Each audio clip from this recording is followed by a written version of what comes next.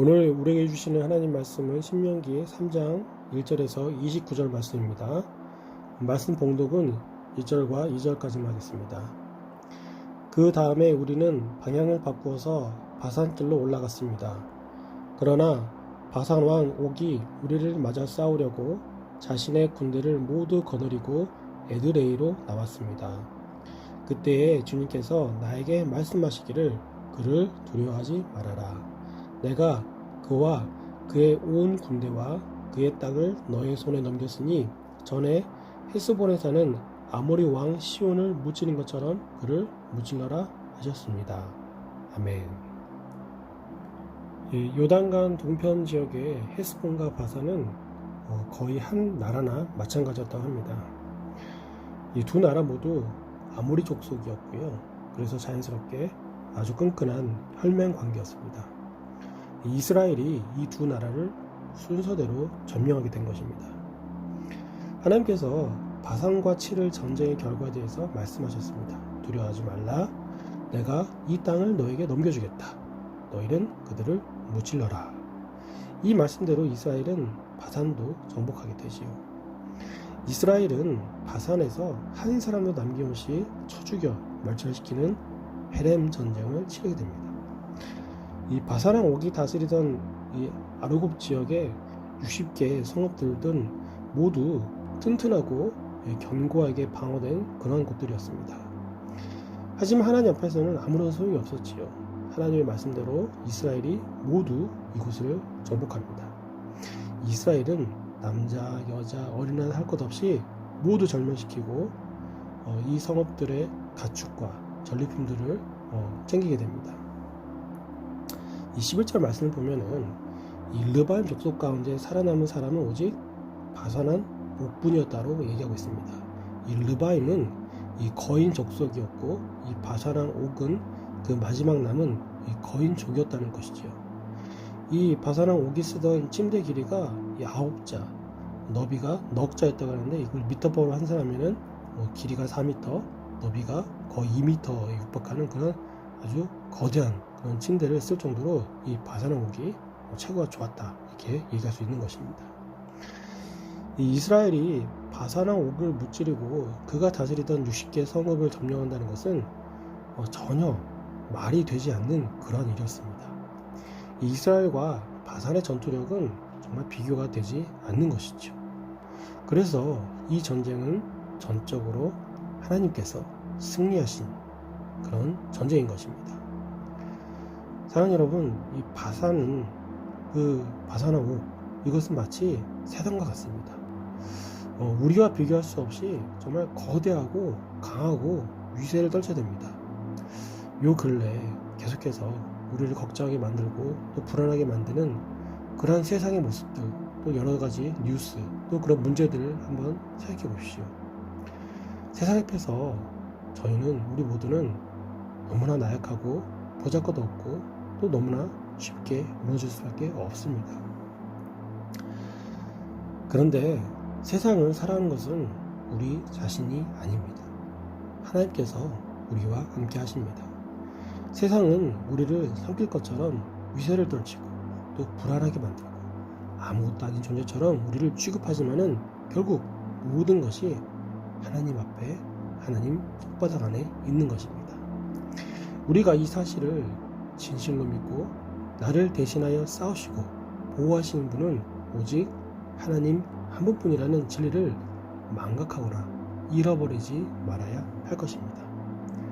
사랑하는 여러분, 우리 모두가 이미 알고 있고 또 이미 그렇다고 생각할지라도 하나님만을 의지하는 믿음을 더욱더 굳건히 가지기를 소원합니다. 세상은 우리를 집어삼킬 것 같고 도저히 우리와 상대가 되지 않을 것처럼 거대하지만은 또 우리는 그 세상에 억눌려서 또 고통 속에서 살아갈 것만 같아도 결국 하나님께서 이 모든 것을 다스리십니다. 하나님께 그 모든 환난 속에서 우리를 구원하시기를 간절히 간구해야 할 것입니다. 이 믿음을 더욱 의지하는 우리 모두가 되기를 주님의 이름으로 소망합니다. 계속해서 이어진 말씀을 보면은 이 이스라엘은 요단강 동쪽 아르논 계곡가에서 헤르몬 산까지의 땅까지 굉장히 넓은 또 풍요로운 그러한 땅을 차지하는 것을 이제 이해하고 있습니다. 그런데 계속해서 말씀드렸다시피 요단강 동편은 하나님께서 이스라엘에게 약속하신 땅이 아니었습니다. 그럼 이 땅을 어떻게 해야 됩니까? 정복을 하게 되는데 어떻게 해야 되는 것입니까? 하나님 주신 땅이 아니니까 점령당한, 그렇죠? 원래 그쪽에서 거주하던 그들에게 다시 돌려주는 것일까요? 이 땅을 이스라엘 차지해야 된다면은 하나님의 계획과 명령에 어긋나는 것이 되지 않겠습니까? 원래 계획대로라면은 이스라엘은 요단강 서편에만 있어야 되니까요. 그런데 모세는 요단강 동편 땅의 절반을 르우벤과 갓 지파에게 주고 또 나머지 절반은 므낫세 반 지파에게 줍니다. 이 민수기 21장을 보면은 모세는 아모리 왕 시온을 격파한 뒤에 야셀 지역으로 전다군을 보내서 탐문하게 하고 또 아모리 성읍들을 함락하게 하고 바산까지 격파했다고 기억하고 있지요. 르우벤과 갓 지파는 이 야셀 지역을 중심으로 땅을 받게 되고 바산 지역은 므낫세 절반 지파가 받게 됩니다.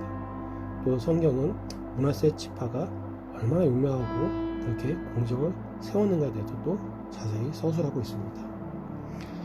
어쨌든 요단강 동편을 점령하는 그 전쟁들은 모든 지파가 12지파가 같이 싸워낸 그런 결과물인 것입니다. 그런데 굳이 그 땅을 르우벤, 갓, 므낫세 반 지파가 달라고 소유하고 싶다고 그렇게 되면 다른 지파는 그냥 그대로 내줘야 하는 것입니까?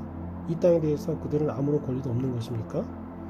그리고 원래 하나님께서 명령하신 가나안 땅, 요단강 서편 그쪽을 점령하는 정복 전쟁을 치를 때 이미 동편 땅을 차지하게 된 이 르우벤, 갓, 므낫세 반 지파는 그 전복 전쟁에 참여하지 않아도 되는 것입니까?